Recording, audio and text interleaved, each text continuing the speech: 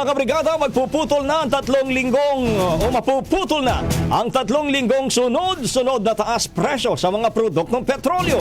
Matapos po kasi ang 4 na araw na trading, nangangamoy rollback naman ang ipapatupad next week.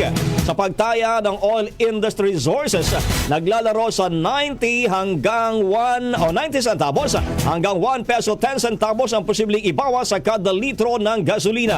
Sa diesel naman ay katiting na tapyas mula 40 hanggang 60 centavos kada litro.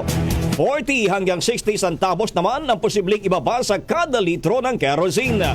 Dahil maliit lang, di pa rin mababawi ang 3 linggong taas presyo. Araw ng Lunes, i-anunsyo ang official price adjustment habang magiging epektibo ito sa Martes. Ngayong 2025, mayroon nang itinaas na 5 piso sa diesel, 165 sa gasolina at 4 pesos 30 centavos sa kerosene. Ang bahaging ito ay hatid sa atin ng Fast Relax. Tanggal ang sakit, ora mismo.